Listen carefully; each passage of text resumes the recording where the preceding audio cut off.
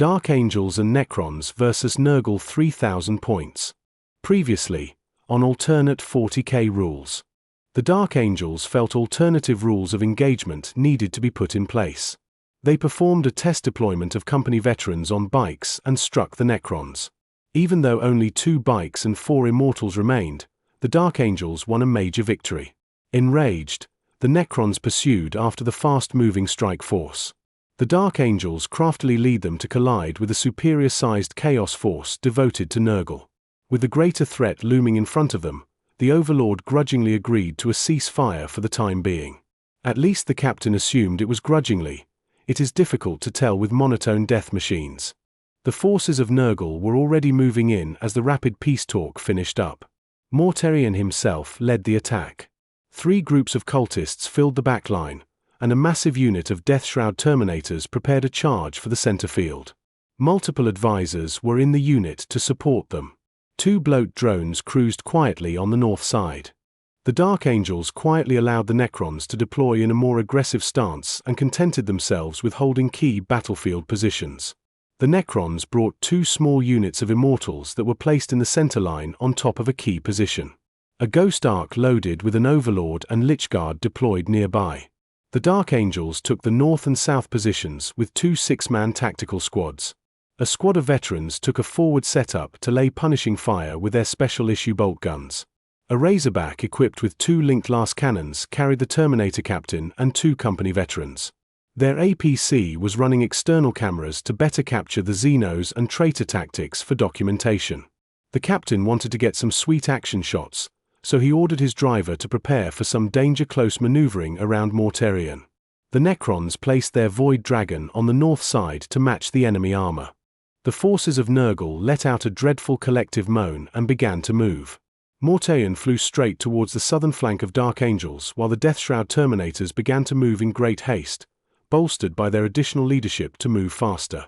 The drones moved forward in support, obliterating the first Immortal squad. Less than a minute later, all but 1 Immortal stood back up, repairing in mockery of the heavy fire they sustained. The combined forces in turn started blasting. The Immortals used their Teslas to greater than expected effect on the Terminators. 1 was injured. The captain ordered the scribe to take note of that. The Ghost Ark moved forwards and deployed the Lichguard into the forward trench line. The covering fire it offered left something to be desired. The Void Dragon moved up from cover to cover, closing the gap. He fired a pinpoint-accurate energy blast that clipped a drone. The veterans began pumping their special-issue ammunition into the densely packed ranks. Despite the incredibly tough nature of Nurgle's gifts, 1 Deathshroud was finished off and another cut down. The Northern Tactical Squad's missile launcher blew around backwards instead of forwards. The Southern missile launcher struck a bloat drone but was denied by the demonic shielding. The Razorback skidded over to the veterans and fired its last cannons at the drones as well, only to also be denied by the same shields. The scribe took note that this was not a Tzeentch demonic engine, but seemed to behave like one. Mortarion landed with a thunderous crash behind the veterans in their ruins. After laying multiple psychic powers into them, boosting himself, and then also melting his brain a little, he charged in and obliterated them with his mighty weapon. His incredibly powerful pistol shot skimmed off of the lightly armored Razorback, making an excellent propaganda film moment about Imperial armor superiority. The Deathshroud came up to the trench line, intent on smashing the Lichguard to pieces. Much to everyone's surprise, including the Lichguard, the Deathshroud Terminators Manreapers were very slow to wield, and they were able to slay 4 of the Terminators before having just as many of their own knocked down. Most of them stood up, and the Deathshrouds became outnumbered significantly. The scribe quickly scribbled this down. Realizing their peril and Mortarion's likely next target, the driver of the Razorback floored it into the center field. The need to have strategic troops behind enemy lines further drove this purpose. This time the gunner took a picture of the bloat drones instead of firing his weapons. Frustrated, he dialed tech support and was placed on hold as he attempted to switch the app from surveillance to purge. The Northern missile launcher reloaded, verified the launcher was ready, then fired another one backwards again. The Southern one bounced his crack missile off Mortarion, who in part did not seem to mind the rude interruption. The Immortals tasered Mortarion with limited success, while the Void Dragon attempted to tear into the flesh-polluted machine things. Once again, the scribe made note of the incredibly effective demonic shields that defied all current data compilation. Nevertheless, one was damaged. The Lich Guard, while still effective, managed to not do nearly as much damage as before. The Overlord in the challenge continued to be curb-stomped, unable to retaliate as it thought about what it accomplished in the last 60 million plus years. While not destroyed, its mangled state stopped it from fighting back. The Terminators pressed on grimly, slicing their way slowly but surely through the ranks. Each time less of the guard stood back up. The Resurrection Orb had already been depleted, leaving only the Ghost Arc to fuel the defenses of the Lich Guard going forward. The Bloat drones fired point blank, peppering the Void Dragon and leaving it very heavily wounded. The ensuing fight saw one destroyed and the other one fleeing very quickly. The Void Dragon had to stop to repair itself and was unable to catch up. As the scribe noticed the rather effective Ghost Arc repair functions, Mortarion pursued right behind the Razorback. The camera was bouncing and shaking as the demigod of death and disease rocked the tank with its massive wings as he obliterated the Ghost Arc. It exploded, taking out a damaged Lich Guard. The scribe made a note that those transports were not greater demon-proof. The Razorback reached the enemy lines and swung the tank around in a burnout, not wanting to stop moving. The gunner was still on hold with tech support and swore as he took another picture of the drones instead of purging them. The news team jumped out. One company veteran fired a single shot at Mortarion and blew a hole in his back. The second brother discharged his bolt pistol into the ground as he hit his head on the door frame. The captain simply stood there in Terminator armor, looking at some rather raggedy cultists that were probably not worth his time, and then said so to the skull probe documenting him. The southern missile launcher once again failed to get Mortarion's attention. The northern one managed to get the tube pointed the right direction this time, but missed as he nearly dropped it in surprise. The surveillance skull probe following the captain was subsequently blown out of the sky. Sighing, the captain called for another probe. The Immortals continued to electrify Mortarion with small success, and the Void Dragon once again closed with the drones. This time, despite being riddled with holes as it charged, one was destroyed and another injured. The chase took them all the way through the giant cathedral with cultists hiding inside, where battle resumed. The Lich Guard managed to push the Terminators back a bit, but the fight resumed with both sides losing further troops. The single Bloat drone fired into the Void Dragon again, once again nearly killing it.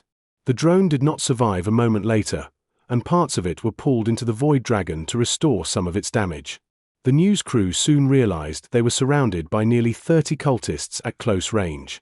However, they were seasoned crew members that had done a tour of one of the most dangerous hive cities on Holy Terror. As they had jumped out, 30 automatic rifles opened fire on them. The shield brother hefted his storm shield and ran in a tight circle counterclockwise around the captain. One round managed to get him in a gap of his armor, but he otherwise was okay. After the battle, he discovered it was a bit of skull probe blasted at high speeds that injured him. If the cultists had not been zombified, they probably would have realized the danger they were in. The Death Shrouds continued to fight it out with the Lich Guard, who were gaining the upper hand. That is until Mortarion swung in and sliced them all in half with his massive scythe. A moment later a few got up to keep fighting. The Overlord got up for the second time this battle, still incapable of fighting for some reason. The scribe made notes to follow this Overlord's actions more closely to determine if they can suffer from psychological distress. The Razorback drifted wildly to the left, then right. The gunner was still on hold with tech support and took another photo, this time of Mortarion. The overzealous driver inadvertently slid into a mob of cultists, getting one lodged on the dozer blade but still alive. The two company veterans charged into the cathedral cultists, slaying several and driving them backwards. They failed to escape their wrath and the fight resumed. The Terminator captain did likewise to the trench cultists, forcing them back as well. The northern missile launcher once again missed, taking out another skull probe he kept locking onto. The southern launcher managed to get through his shields finally, and injured him. The Void Dragon deleted the corrupt apothecary in a fury of slices and blasts, preparing to fight Mortarion. The Lich Guard once again were obliterated but stood back up. They were unable to fight with constantly being knocked down, however. More Tesla shots injured him. Mortarion was getting a bit ragged but still had a lot of fight in him at this point. Mortarion turned in mild curiosity, and swatted the Void Dragon out of existence. His pistol shot reduced the Lich Guard further. This time those that fell stayed down. The cultist on the dozer blade was skewered against the wall, but the cultists did not seem to mind. The others continued to be obliterated or fall back. The Razorback gunner finally got through to tech support, swapped to purge mode, and watched as both last cannon shots were dissipated by Mortarion shields. Several expensive pieces of sacred technology were broken by the collision with the building according to the gunner's report. The captain and company veterans began to regroup, having claimed some kills finally. The northern gunner finally hit Mortarion but had a dud warhead on his crack missile. The southern one failed to get through as expected, but he had no other targets. Plus, his battle brothers were going to be jealous he got to shoot such a notable traitor so many times. The Lich Guard gave one last charge, wounding Mortarion fairly well before being removed. Mortarion realized he was surrounded, and while likely capable of dealing with the remaining forces, he was in danger of being cast back into the warp for an extended period of time. He took his leave. The Dark Angels applauded themselves for their cunning and minimal losses in the face of a superior enemy.